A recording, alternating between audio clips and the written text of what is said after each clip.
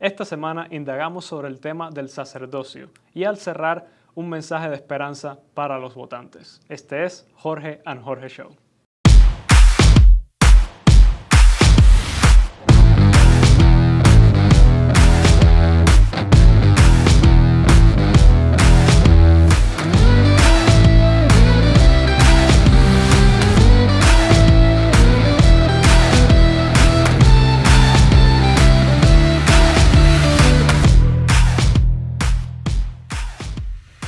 Hoy vamos a hablar de la segunda fase del proceso para corregir, rectificar las actitudes negativas.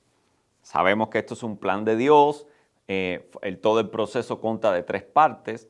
El primero lo vimos la semana pasada, que era la profecía, corrige el rumbo de la persona. Pero el segundo que vamos a ver hoy es el sacerdocio. Y quiero que vayamos a Lucas capítulo número 5, versículo a partir del 12 en adelante, y veamos ahí qué importante es el sacerdocio. Jesús lo destaca, lo subraya, y a él nos vamos a dedicar hoy. Dice así: aconteció que estando Jesús en una de las ciudades, he aquí, había allí un hombre lleno de lepra, y cuando vio a Jesús, cayó sobre su rostro y le rogó diciendo: Señor, si quieres, puedes limpiarme. Extendiendo Jesús la mano, lo tocó diciendo: quiero, sé limpio. Y al instante la lepra lo dejó. Y él, subrayo esta parte, y él le mandó que no se lo dijera a nadie. Pero anda, le dijo, muéstrate al sacerdote y da una ofrenda por tu purificación, según lo ordenó Moisés, para que le sirva de testimonio. Este no es un texto de sanidad normal. Jesús, con lo que está lidiando aquí es la lepra, y la lepra nunca en la Biblia se toma como enfermedad. Se toma más bien como impureza. De ahí que no tenían que ir nunca a ver a los médicos. De ahí que la lepra nunca se sanaba, sino se limpiaba. Ahora, el segundo elemento es que Jesús en este pasaje no solo lidia con la lepra, sino que al final de la supuesta sanidad le dice al hombre que vaya y se presente al sacerdote. Mire qué manera más intrigada, ¿verdad?, de destacar esta labor dentro de Israel. Y en segundo, que dé las ofrendas necesarias para su purificación. Y efectivamente, Jesús aquí está apuntando al segundo oficio en este proceso de rectificación de pecados o errores que cometemos los seres humanos. El sacerdote era una figura central en Israel. Y quiero explicarle 2 elementos para volver a caer al pasaje y entonces hacer destacar el punto del sacerdocio. En primer lugar, el sacerdote, según Levítico, se encargaba de administrar básicamente 2 palabras en el corazón de Israel. Tenía que enseñar a Israel a decir gracias, y eso lo hacía a través de ofrenda. Y tenía que enseñar a Israel también a decir perdón. Y eso también estaba vinculado con otras ofrendas. Gracia y perdón. Gracia era el intento de hacer reconocer al pueblo de Dios cuando se le hacía bien. Es importante que el corazón humano reconozca el bien que se le ha hecho y lo destaque. Eso nos lleva a un camino de gratitud y habla de un corazón sano. La otra palabra es lo contrario. Son formas de reconocer el mal que he hecho. Entonces, cuando usted reconoce el bien que le han hecho y el mal que ha hecho, usted se da cuenta que hay un enfoque muy directo hacia la rectificación, hacia la corrección de la conducta de cualquier persona. Ahora, el segundo elemento aquí importante es la lepra. La lepra, digamos así, que fue la enfermedad prototipo que usó Dios para enseñar sobre el pecado. Ya usted sabe, la lepra es una enfermedad muy visible, afecta a la piel y tenía ciertas características que se podía comparar con el pecado, con la comisión de un mal comportamiento, una mala actitud ante la vida. Entonces, se toma en el libro de Levítico para hacer una comparación entre ellas. Y la comparación no tiene otro objetivo que enseñarnos a nosotros, ilustrar delante de nuestros ojos las características que puede tener el mal cuando lo dejamos, cuando empieza a brotar en nosotros. Primero, es visible. Hay una manifestación clara en la piel. Habían 3 instrucciones que Dios le daba al sacerdote para que aprendiera a identificar esa lepra. Entiéndase, la mala actitud en las personas, a las que después había que limpiar. La primera, tenía que estar más profunda que la piel y podía ser tan profunda como para mostrar la carne viva allí.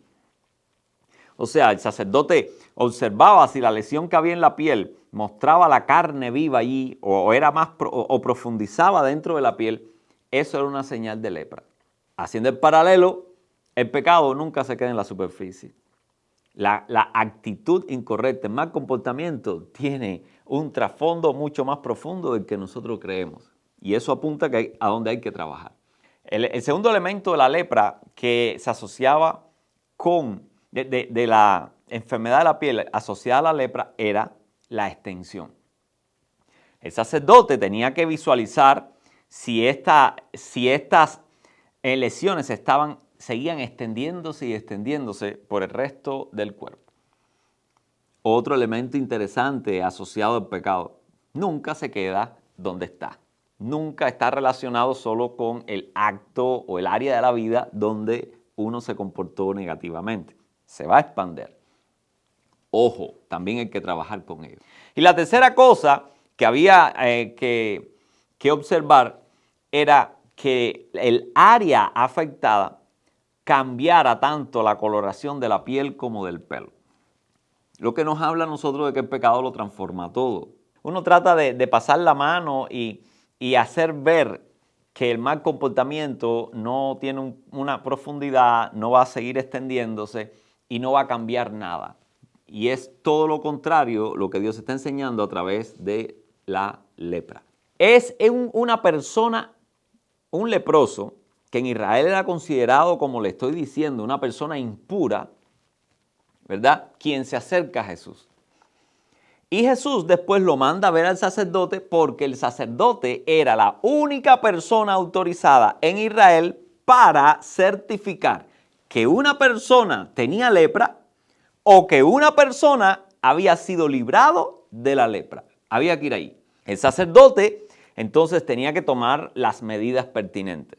Agarrar al hombre de la lepra, alejarlo lo más posible del templo, alejarlo también lo más posible de su vida normal, de tener familia, casarse, hijos, convivir ahí con su familia, y tenía que alejarlo también de la comunidad y ponerlo a vivir fuera de la ciudad.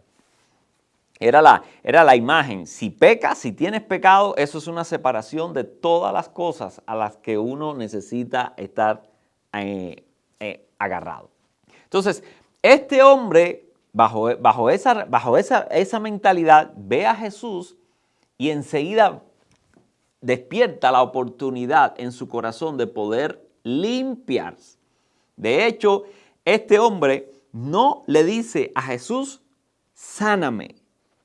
La palabra griega aquí no es terapeio, es otra, la cual se hace referencia al verbo asociado a lavar vasijas con agua. Entonces lo que está diciendo, lo que le está pidiendo a este hombre es límpiame. Le está pidiendo más de que le resuelva las ñáñaras de la piel. Le está rogando que tú puedes restablecer mi vida. Tú puedes restablecer mi cercanía al templo o a Dios. Tú puedes restablecer mi cercanía a la comunidad. Mis hermanos, el mensaje está claro. El pecado me separa de todo. Pero gracias a Dios por ese sacerdocio que Jesús viene a establecer. Jesús le dice, en primer lugar, sí, quiero que estés libre. Lo toca. Todo el que tocaba al leproso se volvía inmediatamente impuro. Jesús estaba demostrando que la impureza no lo contamina a él. Él destruye la impureza, como se había prometido, ¿verdad? En Ezequiel, que los ríos del agua salían del templo y iban a sanar todo lo que encontraban por el camino. Jesús está abriendo una nueva puerta para la humanidad. Está diciendo, sí, has reconocido que yo te puedo limpiar de tu impureza. Yo realmente lo puedo hacer. Limpió al hombre y lo mandó a ver al sacerdote. El sacerdote, en cuanto lo viera allí, iba a entender de que ese hombre había sido librado y tenía que darle la posibilidad de reintegrarlo nuevamente a la comunidad, a la vida, a la relación con Dios. Necesitamos el sacerdocio hoy en día. Lo necesitas en tu familia. Necesitas que tus hijos, que la gente a tu alrededor, que tu propio corazón desarrolle de una manera consciente y en crecimiento progresiva una actitud de gratitud, una sensibilidad para reconocer todo el bien que se haya hecho sobre usted. Decía en bocas de David, bendice alma mía a Jehová y no olvides ninguno de sus beneficios. Eso dará un corazón agradecido. Eso es trabajo de sacerdocio. Eso lo tiene que haber en tu familia, en la mía, en cada sencilla comunidad. Y el otro elemento, cada vez que nos equivoquemos, tenemos que mirar de frente la realidad y conducir a esa persona con todo el amor y con toda la intención de separar la papa de la pudrición, conducirlo al arrepentimiento. Como David también escribió el Salmo 51, después que el profeta Natán le corrigió y él reconoció su error, vino delante de Dios y dijo, límpiame y seré más limpio, más blanco que la nieve. Dice, lávame con hisopo por dentro, y clamó en todo momento de que no quitara de él su Santo Espíritu, sino que le devolviera el gozo de la salvación. Aquí vemos, mis hermanos, David dando en ambos casos una perfecta idea de cumplimiento humano del oficio del sacerdocio. Ojalá tu hijo y el mío, ojalá nosotros mismos, nuestros padres, y así concéntricamente todos los que nos rodeen puedan contar con la oportunidad de tener una buena administración de tanto la gratitud como el perdón. Y Jesús es el más alto representante de ese trabajo sacerdotal. Abrámosles el corazón y dejemos que caminemos ampliamente de vuelta al Edén, desarrollando, recuperando esos dos elementos del sacerdocio. Que Dios nos bendiga. Bueno, aquí estamos otra vez, nuestra cuarta arrancada en falso, ya que las cámaras no se han comportado tan bien como las últimas veces, pero esta vez estamos aquí para hablar del sacerdocio. Así es. Y yo quería empezar tratando de relacionarlo con el tema de la semana pasada, la conversación que tuvimos sobre... Los profetas. Exactamente. Sobre lo que es la profesión profética y la profesión sacerdotal. Y yo, mientras tú hablabas, yo pensaba, ok, estos son dos categorías que pudieran ser muy fácilmente entrelazadas, sobre todo si es una persona que no está, desde un punto de vista, desde alguien que no está muy familiarizado con estos términos. Y traté de pensar un poco cómo interpreto yo estos dos términos, sería el profeta y el sacerdote. Y a la conclusión a la que llego es que el profeta tiende a ser esta persona que no es realmente parte de la sociedad, o por lo menos no necesariamente, y aparece solo en momentos clave, en momentos cuando la corrección, como hablamos la semana pasada, es necesaria, es inminente.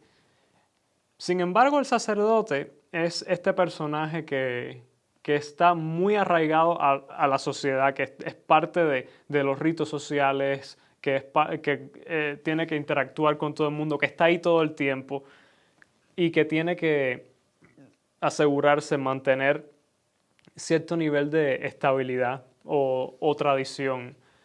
Y bueno, no sé si mi interpretación es correcta o incompleta. Bueno, es correcta, pero no completa. Porque así es. Recuerda que estamos yendo del Antiguo al Nuevo Testamento y esos oficios, en su máxima expresión y en su más profunda vinculación, se maduran en Jesucristo. O sea, y estamos para atrás y adelante y debemos tener en cuenta que esos oficios van madurando y van madurando y van madurando. No maduran completamente con Israel. Y Israel sí puedes ver, ¿verdad? En esos primeros momentos, cómo el profeta típicamente vivía afuera, el sacerdote vivía adentro. Sí. Pero hay algunas cuestiones. Está muy vinculado. Es importante que se vea muy clara la vinculación. Unos en algún momento fallaban los profetas y entonces lo que mantenían viva todo el proceso hacia el bien eran los sacerdotes, fallaban los sacerdotes y los profetas entonces asumían ese rol. Y a veces los roles se superponían. ¿Hay algún momento en el cual los sacerdotes tenían que tomar rienda del asunto? No puedo, así de primeras no me viene en ningún momento. O sea, obviamente, el profeta por definición aparece siempre que hay un problema, pero no puedo pensar, no puedo recordar un momento, por lo menos en el Antiguo Testamento, en el cual los sacerdotes tuvieran que tomar control de la situación. Bueno, mira, la clásica representación es Moisés y Aarón. Son hermanos, están juntos. Falla Aarón, creando dioses falsos y desvirtuando al resto. Y Moisés tiene que corregir. Pero Moisés no entra a la tierra prometida, ¿verdad? Josué lo sustituye. Hay otra forma, pero se va consolidando todo este proceso del sacerdocio al punto de que previa entrada a la tierra prometida, pues entonces ahí están celebraciones que dirigen los sacerdotes. El cruce de Jordán es hecho por los sacerdotes. O sea, a partir de ahí los sacerdotes juegan un rol importante durante todo ese periodo de conquista de asentamiento, que intercambian con jueces, o sea. Sí, o sea, en cuestiones funcionales, el profeta es una masa que baja y golpea en el momento preciso cuando hace falta un cambio más o menos radical, sea en un individuo como David o en un grupo como Moisés cuando estaban todos adorando a dioses falsos. Sin embargo, el sacerdote es más como un jardinero, está ahí todo el tiempo asegurándose de que el arbusto crezca en la forma correcta, cortando lo que tiene que cortar, dejando crecer lo que tenga que crecer. Y puedo ver por qué tiende a corromperse con más facilidad, porque a veces el sacerdote está tan en contacto con la sociedad que tanto como él la puede influir, la sociedad la puede influir a él también. Mientras que el profeta es algo que se ha visto en monjes, por ejemplo, que se vio mucho en la Edad Media con los monjes, la vida ascética, y también en religiones orientales, que es la idea de alejarse del mundo para no ser contaminado por él, para poder alcanzar, bueno, iluminación o cercanía con Dios. Y por eso es que el profeta aparece siempre, o sea, es la imagen que pone, es Moisés bajando del monte de su soledad con las leyes de Dios y ver al pueblo que pidió Dios, se influyó tanto a Aarón que Aarón terminó creando un becerro de oro. Ahora, eso es en el Antiguo Testamento. Sí. Recuerda que en Jesús, o sea, y en la iglesia, los profetas viven dentro de la iglesia. Están dentro de las comunidades. ¿Cómo? Los profetas del Nuevo Testamento, o sea, ellos están dentro de la iglesia, están corrigiendo. Pablo en Corinto tiene que decir que lo que vaya a profetizar lo haga por turno, o sea, ellos están ahí. Y el que vaya a interpretar la lengua del que profetiza, o sea, él trata de poder conseguir una interacción efectiva y productiva de todos esos dones que Dios, y oficios que Dios le ha dado a la iglesia. O sea que a medida que el tiempo avanza, hasta la venida de Jesús, el nacimiento de Jesús, se van se van, no conflagrando, sino armonizando. Los dos Exacto. roles. Porque esa es la idea, esos oficios no son independientes, esos oficios contribuyen a un mismo proceso. Por eso es que la culminación máxima de todo ese progreso es Jesús, donde se da la mezcla absoluta y perfecta entre la profecía, el sacerdote y bueno, el rey, que lo vamos a ver más adelante. Entonces sería, si el profeta existe para corregir, y hace unos minutos estabas hablando sobre el sacerdote existiendo para tratar la gratitud y el perdón, ¿cómo es que se armonizan estos dos mundos? Imagínate que somos un ojo y que el profeta es una luz que te encandila de pronto, ¿verdad? La primera reacción, ¿cuál es? Cerrar. Cerrar, evadir. Pero hay que volver a abrir si uno quiere poder ver. Entonces, el sacerdote es todos esos músculos, todo ese proceso interior que va acomodando al ojo para que esa luz llegue no de una forma destructiva, sino de una forma tan bien acomodada que permita formarse una imagen perfecta en la retina.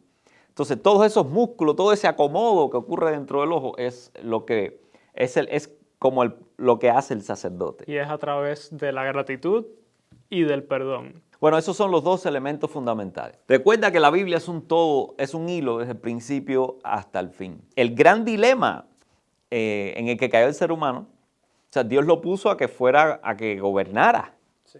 O sea, nuestro oficio es de rey.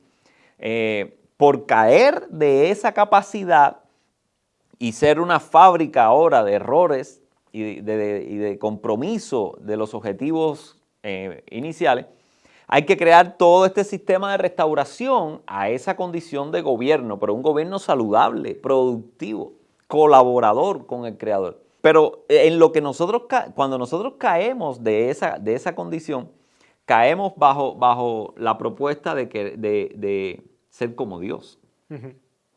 Y entonces, cuando tú vas a ver lo que es un Dios, mira qué interesante, un Dios no reconoce el bien de nadie, porque Él es el sumo bien. O sea, un Dios es Recibe. el bien en sí, es el bien encarnado. O sea, lo que Él haga es por definición bien. Entonces, eso te desconecta de las dos cosas que el sacerdote hace. O sea, ya tú no vas a reconocer el bien que se te hace, o sea, no vas a ser agradecido. O sea, no, si eres un Dios, no puedes reconocer el bien que se te hace porque solo tú puedes hacer bien. Ese es el primer punto.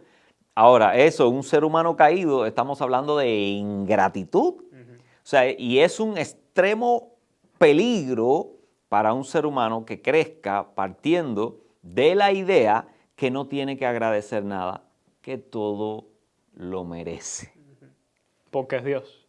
Y por eso, cuando uno ve en una sociedad que empieza a pulular, y no de 2 o 3 personas independientes, sino a manera de comunidad, la idea de que merecemos, ahí hay una ausencia clara de sacerdocio.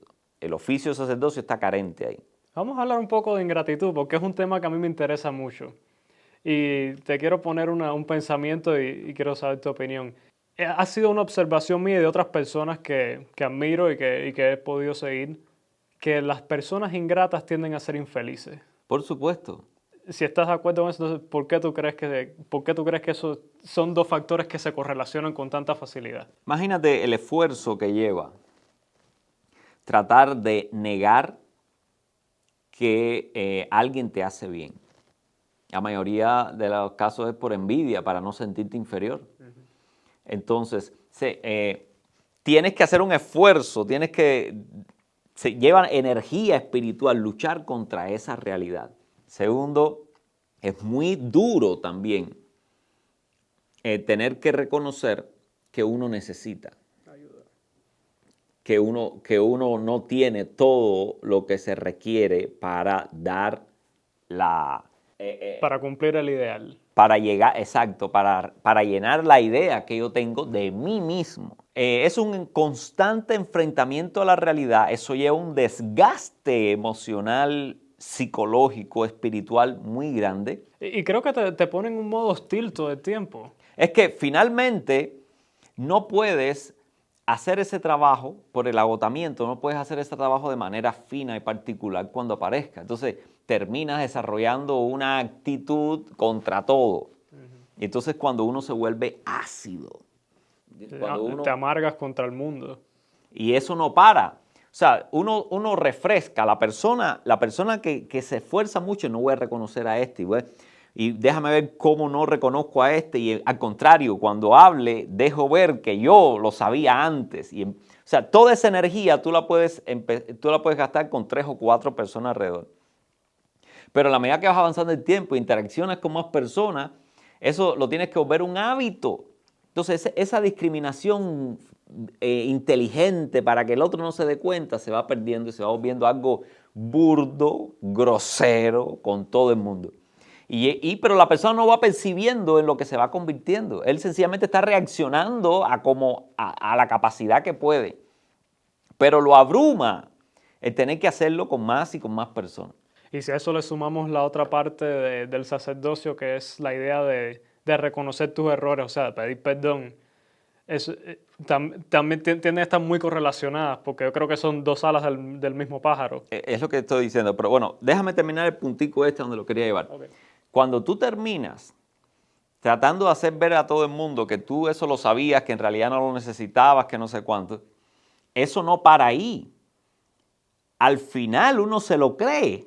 No, sí, por supuesto. Y uno termina entonces tratando de convencer a los demás de que eso es una realidad. Y que él se merece y que no tiene que agradecer nada. Entonces ahí es donde acaba el punto que te quería, o sea, se llega a un punto de ingratitud seca, ingratitud ácida, amarga. Es la única forma en la que se tiene para interactuar con el mundo exterior. Exacto. Ahí tienes el caso de la Revolución Cubana, ¿entiendes? Que no acepta, o sea, ella por ella misma se ha levantado, el pequeño David contra todo el mundo, o sea, toda esa filosofía en la cual es muy fácil entrar cuando es colectiva.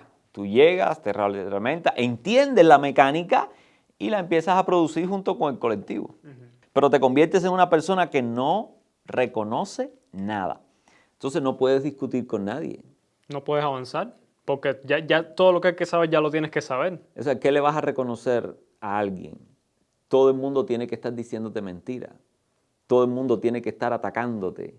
Todo el mundo tiene que... Entonces, imagínate tú, fíjate, la ingratitud, cómo empieza en niveles imperceptibles, uno coquetea con eso, pero como decíamos de la lepra, eso va aumentando. Las llagas se hacen más profundas. La carne viva se va a exponer y va a llegar hasta la punta de la nariz. Al mismo tiempo, la otra cara de la moneda es yo no me equivoco. Y nunca voy a admitir que me he equivocado. O sea, yo pienso de mí aquí arriba cuando ese de arriba se equivoca. No se equivoca. Entonces se vuelve irrelevante el perdón. Va apareciendo justificaciones que impiden, que cierran la puerta al camino del perdón. Y al mismo tiempo oscurecen la realidad, la verdad objetiva del mundo. Exacto. Tú empiezas a jugar con la realidad, empiezas a crear tu propia realidad y en tu propia realidad tú eres Dios y entonces todos los demás siempre están equivocados. Entonces no sales de ahí. Entonces, ¿cuánta energía se tiene que gastar en eso? Infinita, por eso es que te amargas. Por eso es que eres miserable. Eso drena las energías para expresarte plenamente como persona en todas las áreas del comportamiento. Y al mismo tiempo te vuelves ciego a la realidad. Y vives en una trinchera, todo es una defensa, todo es... Y cuando ves a una persona que no es igual de miserable que tú, tiene que ser el peor sentimiento del mundo. Es lo que hicieron con Jesús. Es una buena imagen. Lo destruyen, tienen que destruir... El ideal. Ese ideal que reta a mi ideal, lo tengo que destruir. Es Caín y Abel. Caín tuvo que matar a Abel porque Abel era el ideal que Dios había escogido. Y en lugar de intentar estar a la altura de ese ideal, Caín decidió simplemente matarlo, eliminar el ideal. Y ahí a luchar por justificarse. Pero el sacerdocio tiene que lidiar con que el corazón no se atrinchere detrás de esa idea. Hablando de esa consecuencia, porque nosotros estamos hablando hace unos días y sobre personas que actúan de esa forma, que son incapaces que por su orgullo son incapaces de estar agradecidos y al mismo tiempo de reconocer sus equivocaciones. Y yo te mencionaba que me recordaba mucho o sea, la idea de sufrimiento y la idea de pecado que se presenta en dos poemas muy famosos, que son La Divina Comedia de Dante y El Paraíso Perdido de Milton. Y son dos portratos del diablo, o sea, del ideal del mal, que son al contraste, pero en mi opinión son uno en sí mismo, pero en diferentes contextos. El diablo de Milton es un ser atractivo, es la estrella de la mañana, es inteligente, es semi-perfecto y es capaz de seducir a Adán y a Eva, es capaz de manipular, es capaz es muy efectivo.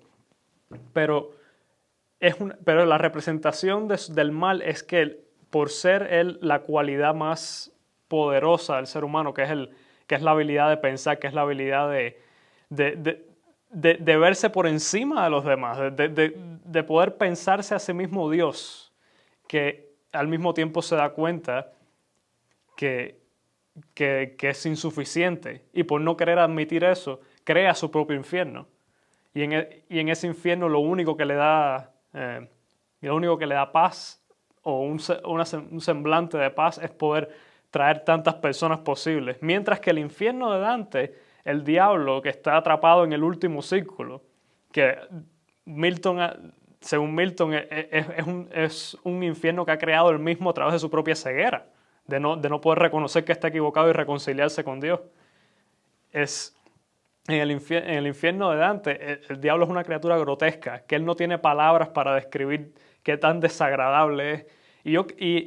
Y por mucho que los escolares han tratado de decir que son dos puntos de vista diferentes, para mí el diablo es el mismo, pero simplemente uno es como se ve en el mundo y otro es como se ve él mismo en su propio infierno.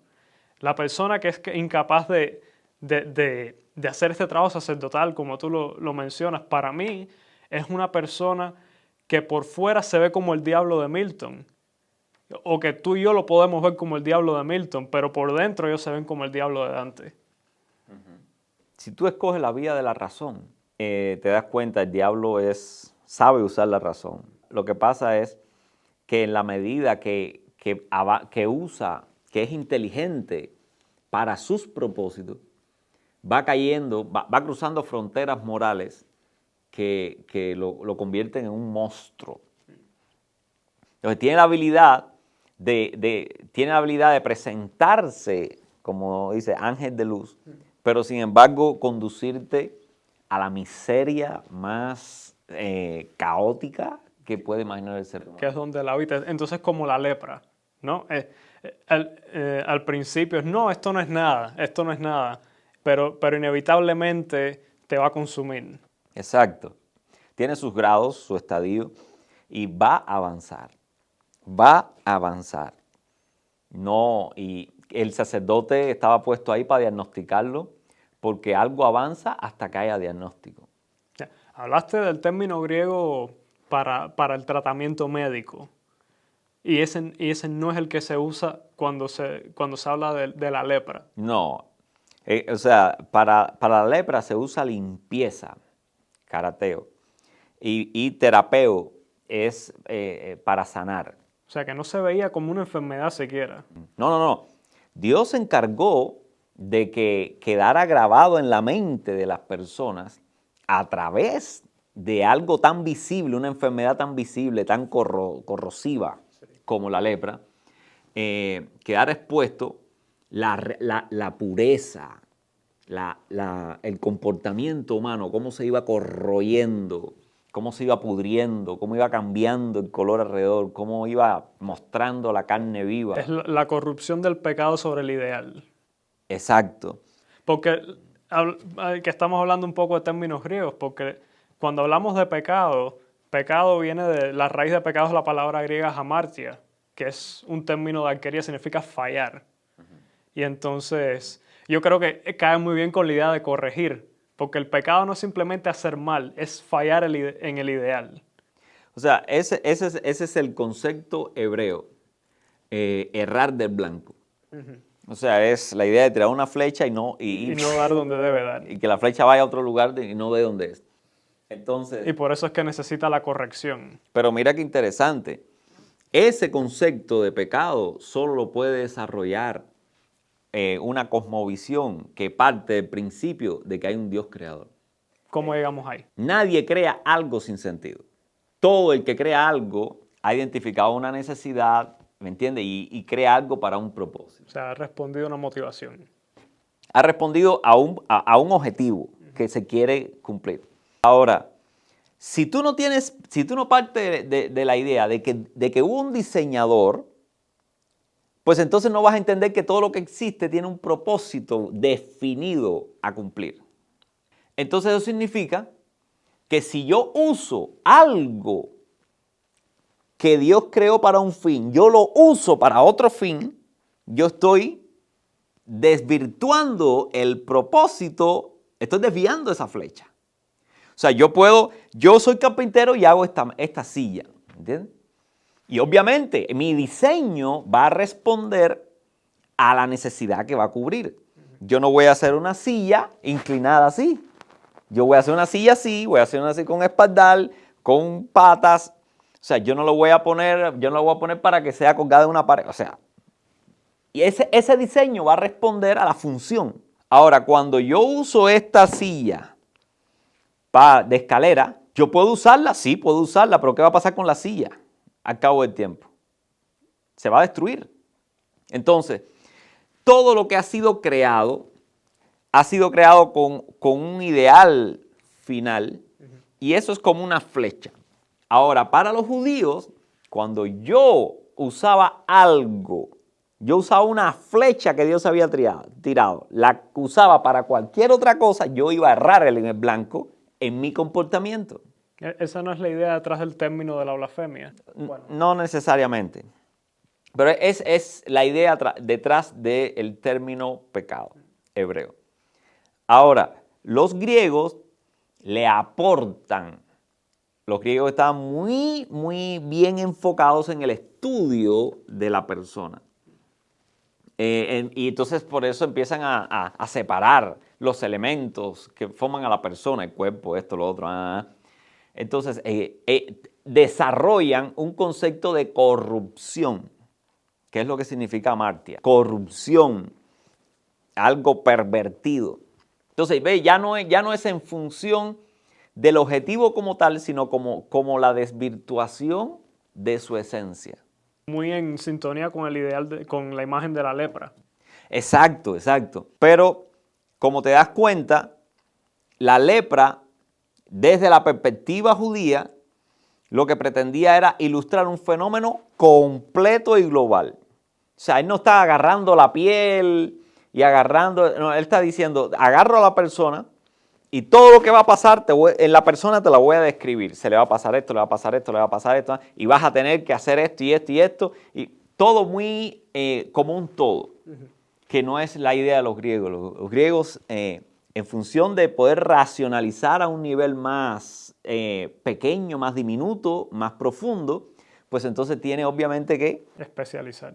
Separar las partes y poder analizarlas y volverlas a separar y analizar para poder llegar a la intríngulis de su análisis. Pero no era el énfasis de los judíos. El énfasis de los judíos era en función del creador. El creador hizo esto para esto, no eres más inteligente que él. Y la lepra aparece como la imagen de la consecuencia de errar el blanco. Exacto. Mira, la piel no tiene esas ñáñaras. Cuando aparecen esas ñáñaras, ¿me entiendes? ¿Qué ha aparecido? Bueno, observa en este específico grupo, ¿me entiendes? Que te voy a mostrar de lesiones lo que pasa. Guíate por ahí para que tengas una imagen de lo que está pasando con tu comportamiento. O sea, la piel allí es nuestro comportamiento. ¿Qué le está pasando a nuestro comportamiento? Se está degradando, se está pudriendo, esa pudrición se está extendiendo, está cambiando la perspectiva de todo, tal y como debe ser. El pelo, la piel, la textura, todo va a cambiar. Ese es el propósito. Los sacerdotes tenían un profundo trabajo que hacer. ¿Y cuál sería ese trabajo? Bueno, ya hablamos sobre el trabajo con respecto a la gratitud. Sí. Ahora, pero al ser humano no solamente, o sea, para destruir, para impedir que se monte dentro del ser humano esta idea de que es Dios, tiene que reconocer que recibe bien, pero tiene que reconocer que se equivoca. Esta es la segunda parte de Entonces, este proceso. exacto. Por eso decía que el sacerdote tenía que administrar, ¿verdad?, estas dos palabras de gracias. El corazón humano tiene que aprender a punto no de repetir como eco la palabra gracias, sino de que ella emerja por sí mismo desde una profundidad y una convicción. Eso es lo saludable, pero también el perdón. Ahora, gracias no es tan difícil llegar ahí como al punto de decir perdón.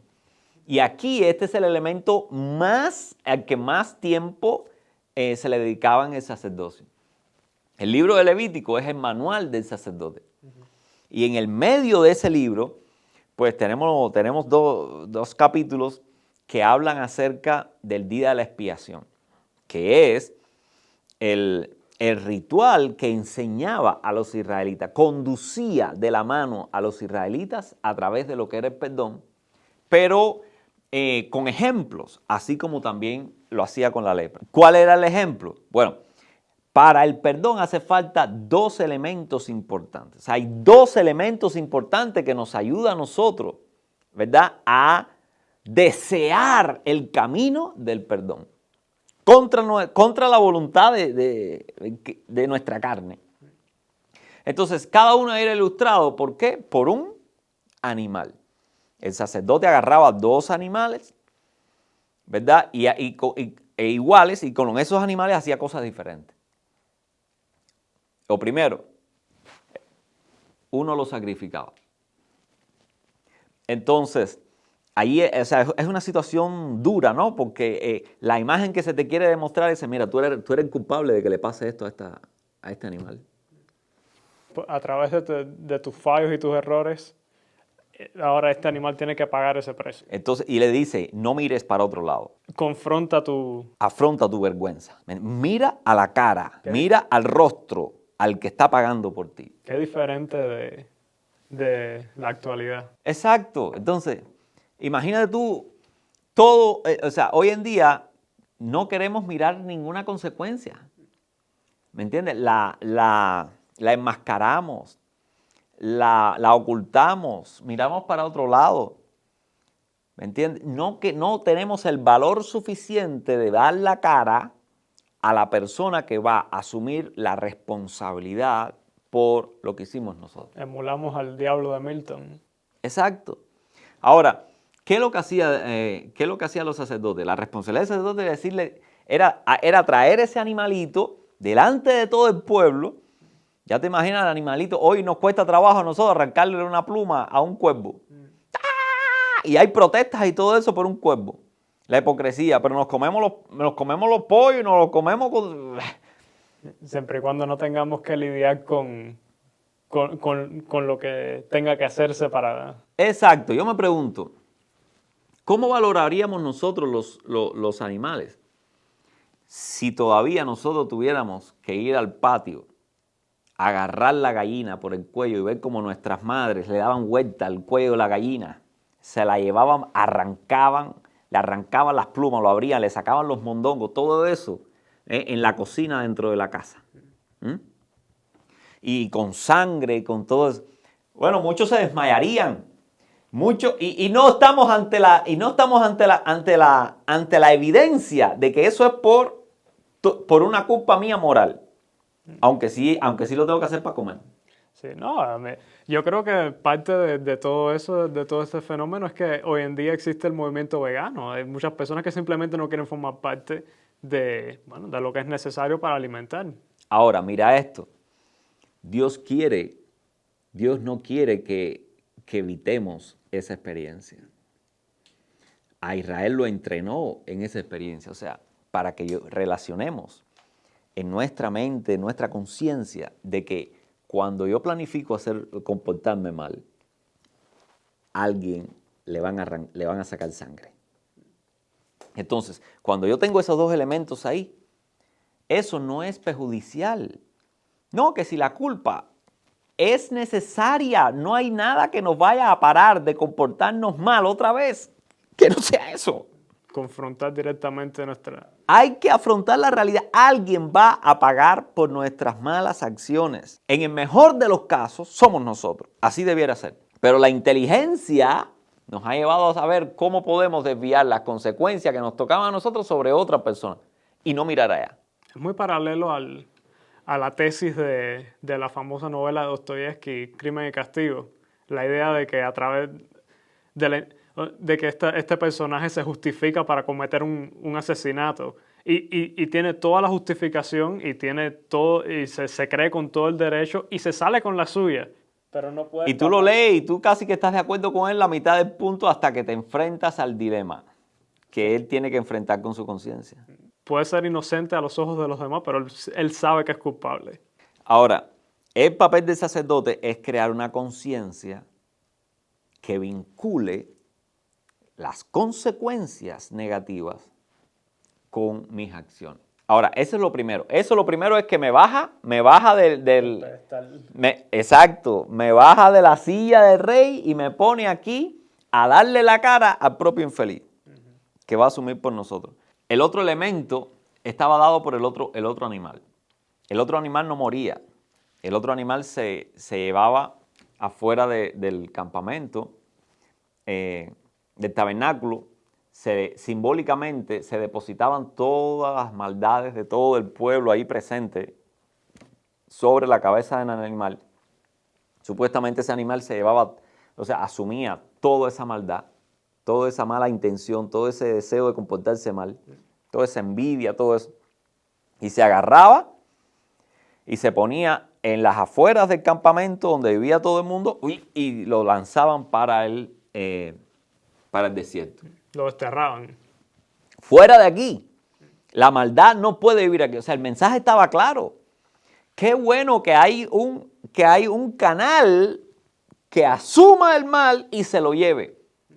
Porque si eso sigue aquí, el problema es que van a seguir habiendo los otros animalitos pagando las consecuencias. Entonces, no es solamente de que está mal y que hay que tener vergüenza por eso. Está el otro elemento que la mayoría de las veces falla. Hay que corregir. Ese mal tiene que expiarse, expulsarse. Sacarse los dos elementos. Entonces es, si tú no llegas al segundo elemento que el sacerdocio tenía que desarrollar en la conciencia de la gente solamente se queda con la vergüenza.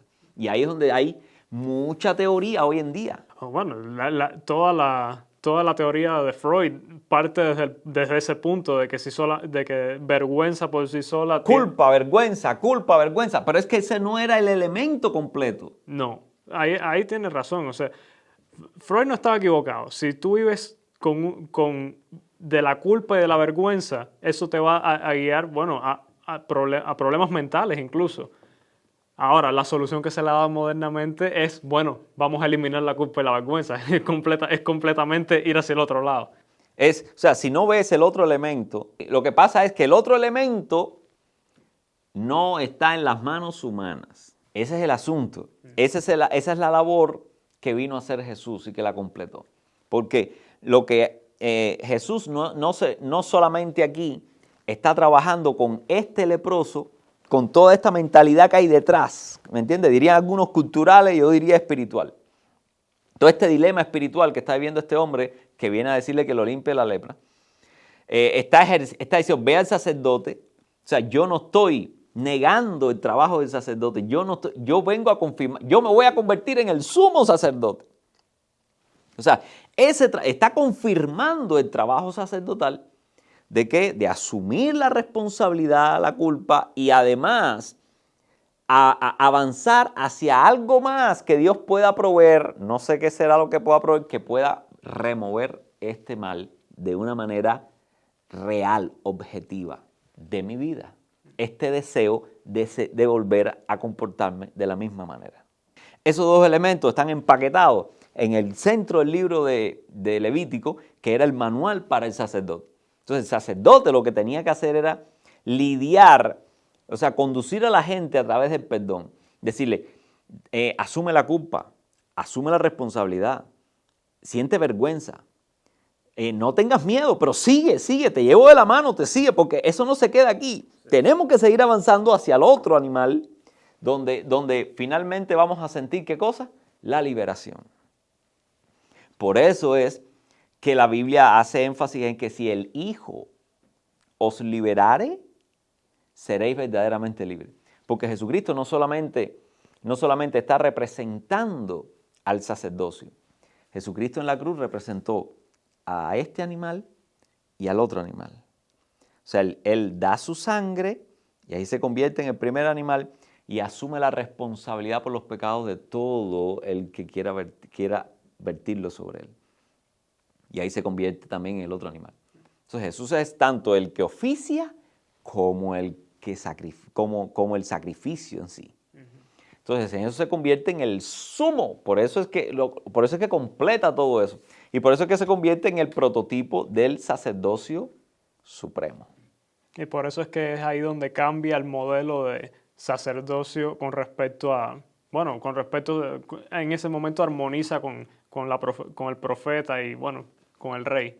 Exacto, él viene, de hecho, solamente decirle a la gente que solamente el unir la idea del sacerdote, de la persona que oficia, con las víctimas que van a ser sacrificadas, al eso unirse en una sola persona, eso es profecía, eso es revelación. O sea, ¿quién se va a imaginar, verdad, que el oficio del sacerdote iba a englobar a las víctimas también?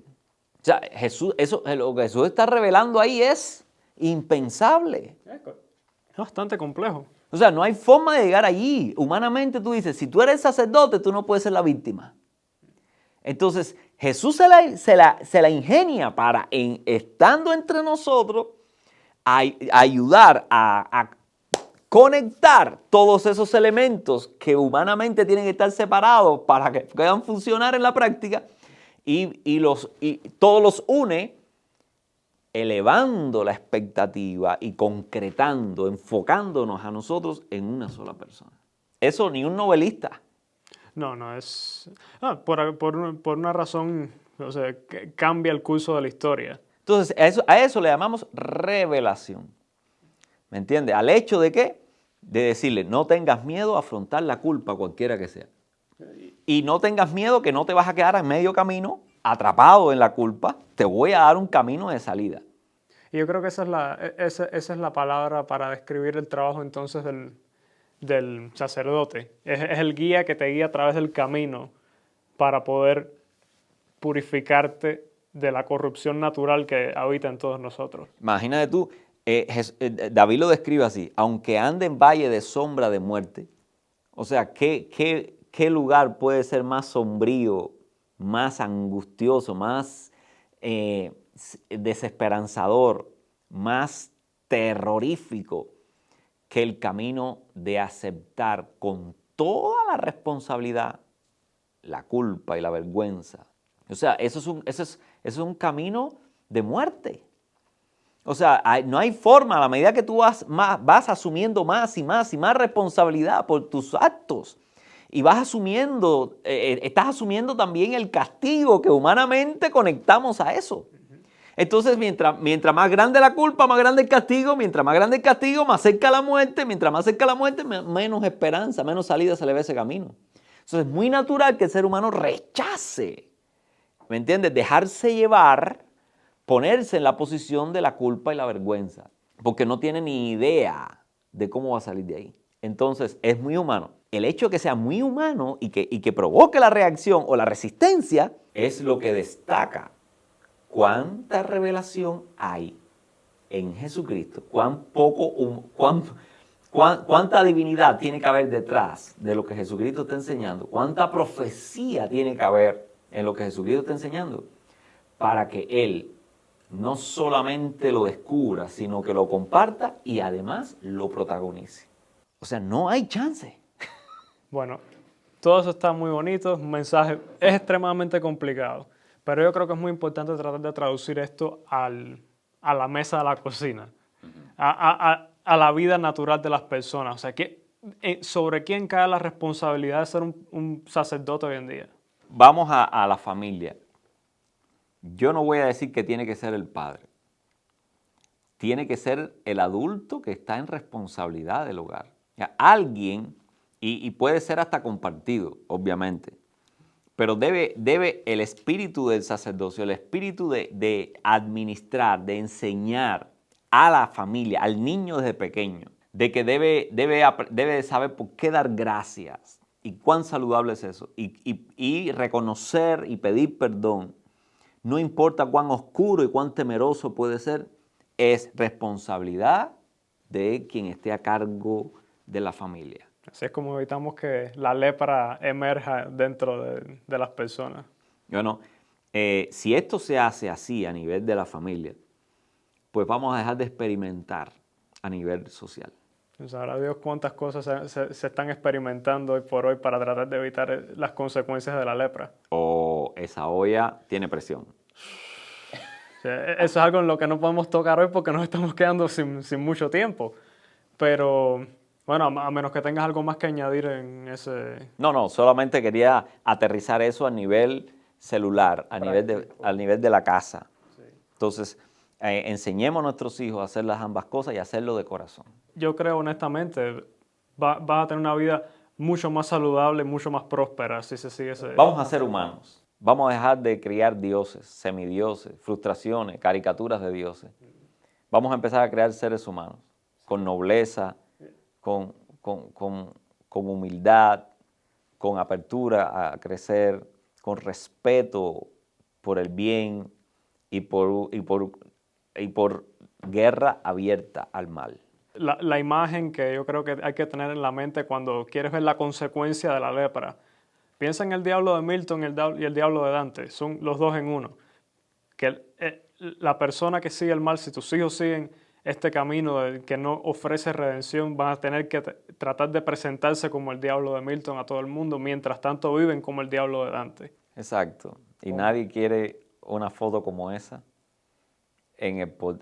¿cómo se llama? En la sala de su casa. Estoy de acuerdo. Y hablando de la sala de la casa y del mundo de hoy, de todo lo que es práctico, no queríamos terminar el episodio de hoy sin tratar temas de pura actualidad. Estamos en semana de elecciones. Al momento en el que este programa se está grabando, hoy es lunes 2 de noviembre. Así que ustedes que nos están viendo ahora mismo, nosotros no tenemos idea quién salió presidente. No tenemos la más mínima idea. Eso va a ser mañana, así que... Sí, y espero que todos la pasen súper bien mañana y tengan una gran fiesta y disfruten, porque al fin y al cabo es lo único que se puede hacer ya después de votar. Entonces, y qué bueno que se puede hacer. No, a eso vamos. De eso que queremos hablarles un momento directamente a ustedes. En lugar de una conversación entre nosotros, queremos hablarles directamente a ustedes. Nosotros sabemos que hay mucha ansiedad ahora mismo, que hay mucho miedo de un lado o del otro. Según las encuestas, está 50-50. No se sabe quién va a ganar. O sea que la mitad del país mañana va a estar muerta de miedo. Y nosotros quisiéramos decirles, no tengan miedo. Esto es un país democrático. Esto es un país donde todo tiene solución. A pesar de que quizás nos estemos moviendo en la dirección contraria, sea cual sea tu opinión de cuál es la dirección incorrecta. Pero siempre hay esperanza. Ya la democracia corrigió eso. Es por 4 años. Y los que somos cubanos, que tenemos la experiencia de vivir bajo la misma realidad por 62 años, estamos curados de espanto y le decimos, usamos ese espanto para decirle, tranquilo, 4 años con una dictadura tan cerrada como la de Fidel, se sobrevive, si fuera el caso. Sí, así que no tengan miedo, tengan esperanza, disfruten el día de mañana, pásenlo bien, disfruten la democracia porque yo creo que es algo digno de disfrutar. Y cuando todo pase, sigan con sus vidas normales. Tenemos muchos desafíos para completar en este 2020, que ha sido de pesadilla para tantos. Y bueno, y regresar más fuerte. Y si perdiste, aprende, evoluciona mentalmente, espiritualmente y regresa más fuerte dentro de 4 años. Y es nuestro consejo. Y apliquemos el sacerdocio del que hemos hablado hoy.